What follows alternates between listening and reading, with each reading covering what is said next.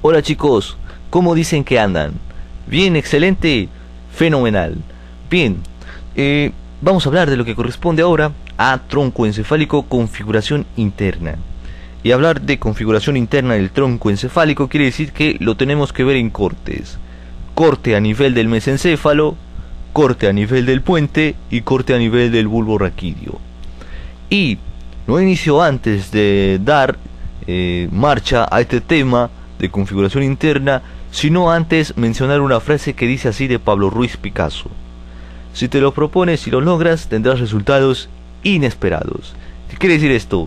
Que factores externos que tú esperabas de tus resultados han influido.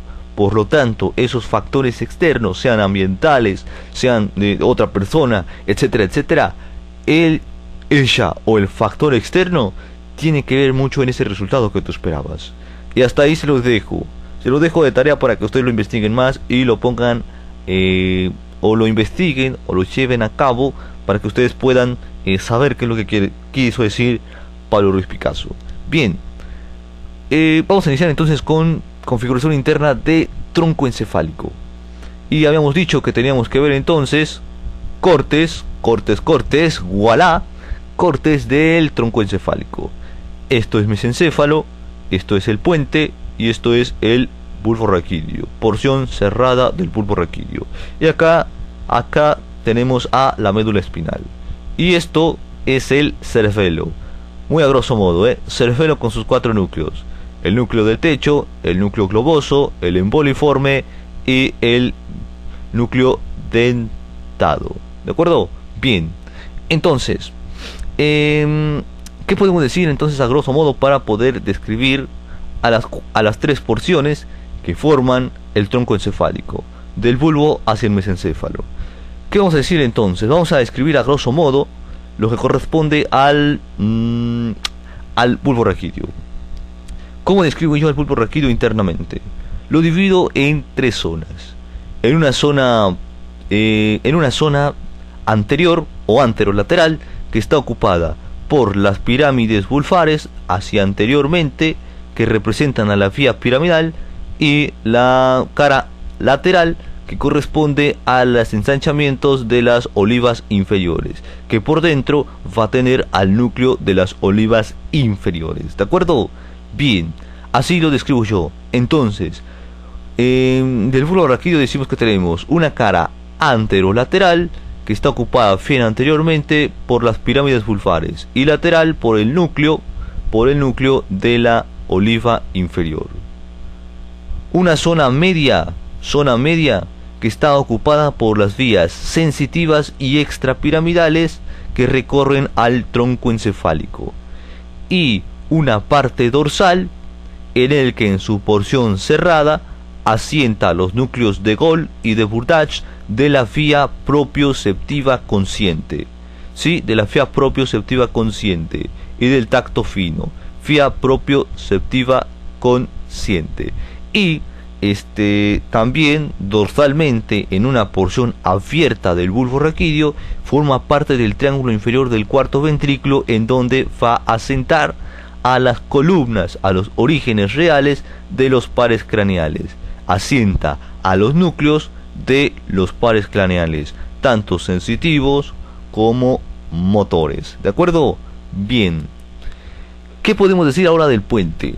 A grosso modo, del puente decimos que lo dividimos en una parte anterior, en donde encontramos a los núcleos propios del puente, y una parte posterior o calota protuberancial, en donde asientan de nuevo, en donde pasan todas las vías sensitivas y las vías extrapiramidales. ¿De acuerdo? Vías sensitivas y vías extrapiramidales. Y nada más. Así es como podemos dividir al puente, en una porción anterior y en una porción posterior, y nada más. Y del mesencéfalo, ¿qué podemos decir? Del mesencéfalo decimos que está formada también por 3 porciones, al igual que el bulbo. Una porción anterior, formada por los pedúnculos cerebrales, que la separa de la parte media la sustancia negra o el locus niger, la está separando de la parte media. ¿Y hasta dónde llega la parte media? La parte media abarca desde el locus niger hasta antes de llegar a la mitad de lo que corresponde al acueducto de Silvio. Del acueducto de Silvio hacia atrás está la parte posterior mesencefálica o parte dorsal, que va a tener como contenido a otros núcleos propios de el mesencéfalo, que corresponden a lo que va a ser los colículos mesencefálicos o la lámina tectal. Acuérdense, los colículos superiores y los colículos inferiores.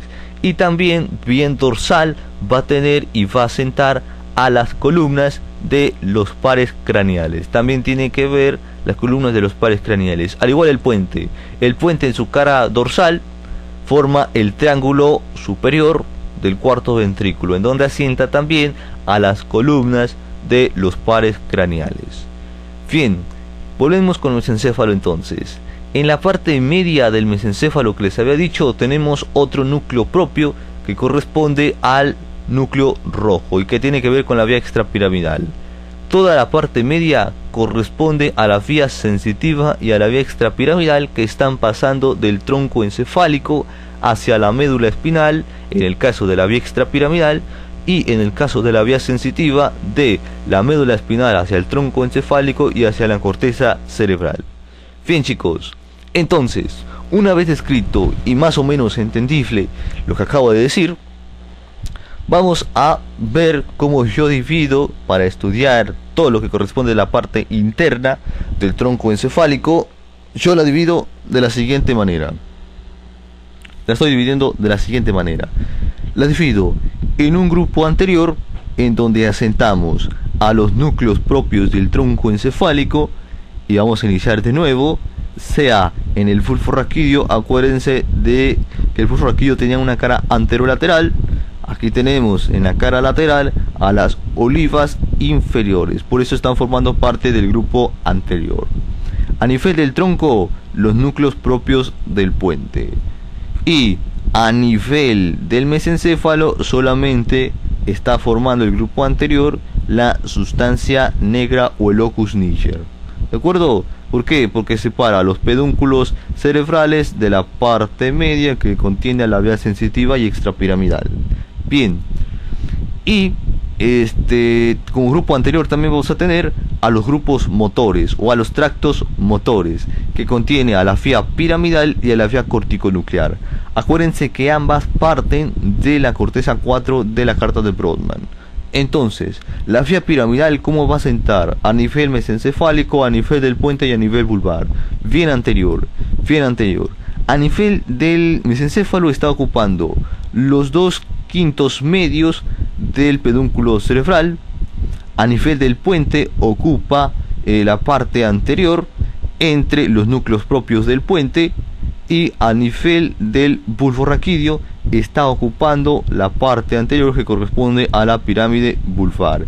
Y aquí la vía piramidal, que llega a nivel de la médula espinal en el cordón anterior. ¿Sí? En el cordón anterior, ocupando la vía piramidal directa en este caso. Si es indirecta a nivel del bulbo raquídeo, ocurre la decusación de las pirámides, y la que debería de ser indirecta llega al cordón lateral.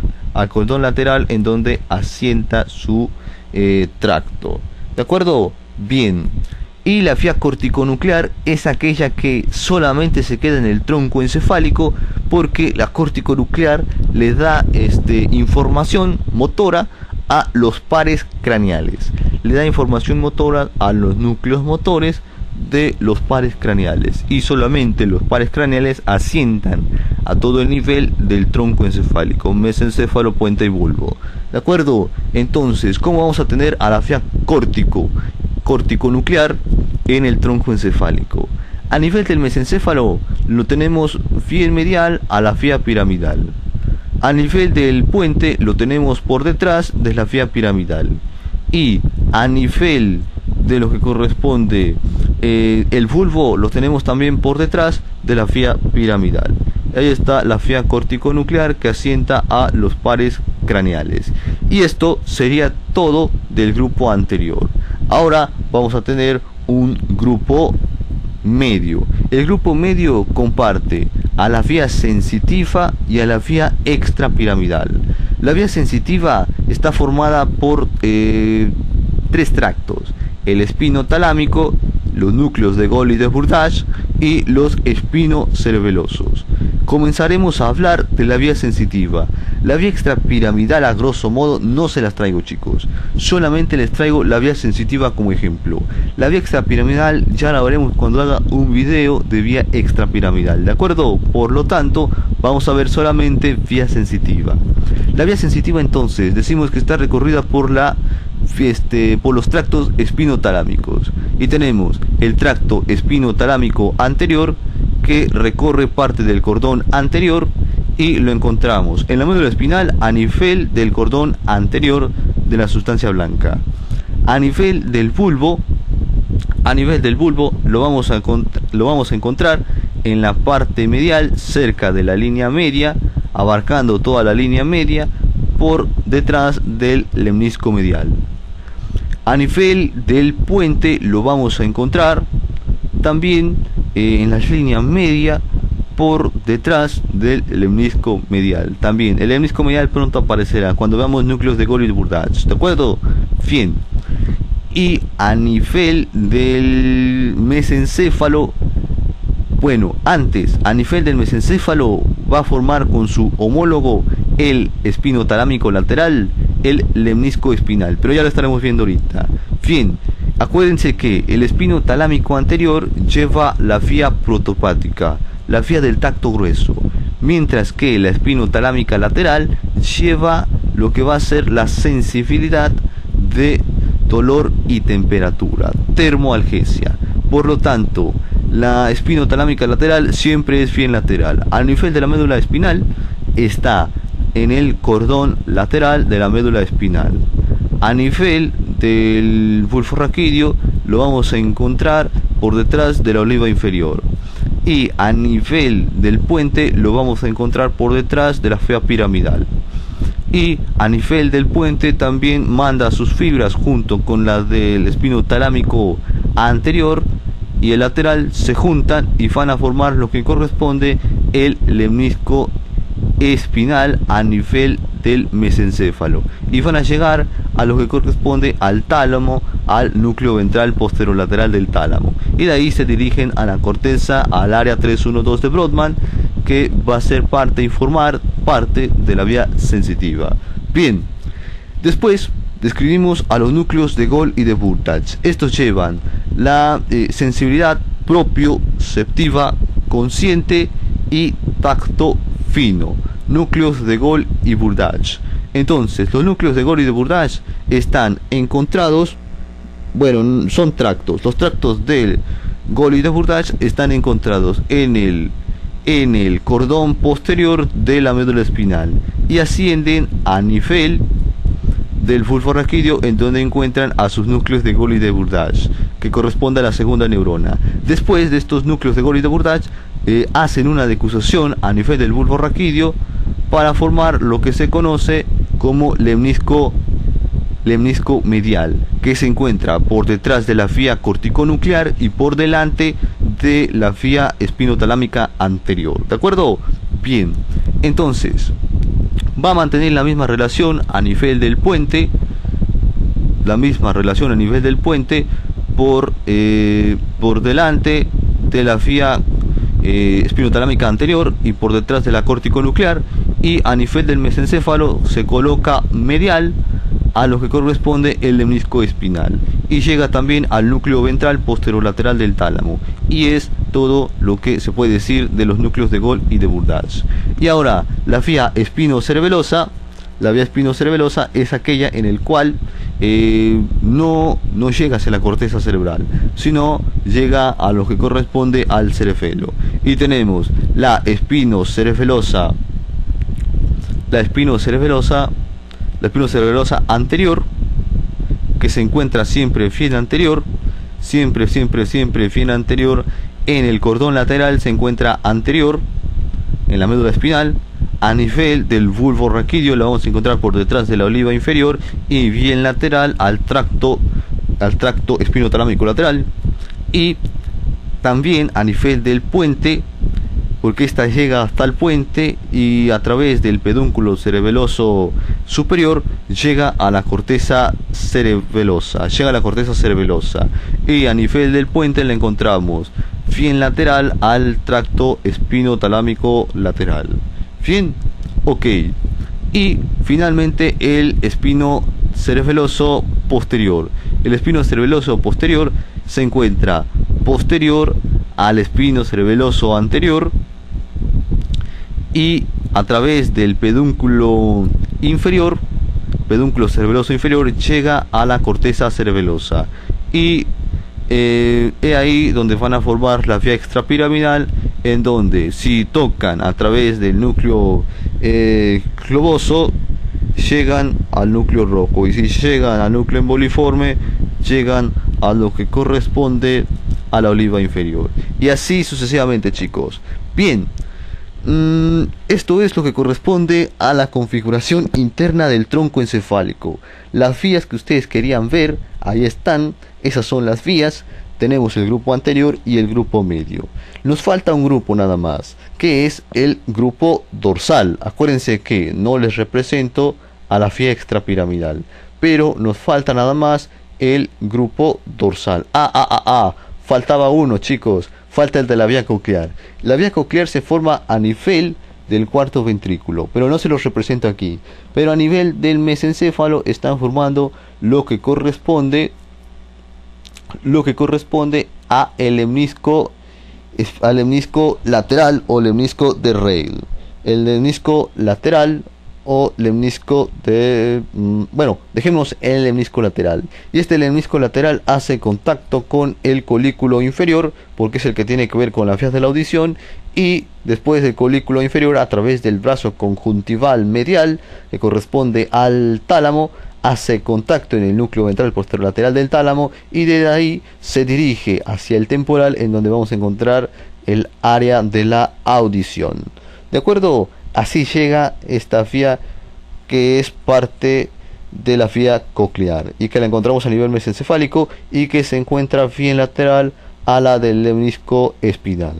Bien, y ahora sí nos queda solamente la del grupo dorsal. El grupo dorsal, que tiene a los núcleos de los pares craneales, que se encuentran bien dorsales en el mesencéfalo, a nivel del puente y a nivel del bulbo. Son bien dorsales. Y ya vamos a ver cada uno de los núcleos de los pares craneales en el siguiente video. Por ahora, chicos, nada más vimos grupo anterior y grupo medio. Espero y en el video se entienda. Bien, entonces eso es todo por hoy. Y bueno, pásenla bien, chao, me voy a descansar y esperen al video de los pares craneales, que ya pronto estará, que ya está pronto. Bien, chicos, nos vemos, no se olviden pasar por mi blog, los espero ahí. Este video también estará ahí. Nos vemos, chao, hasta la próxima.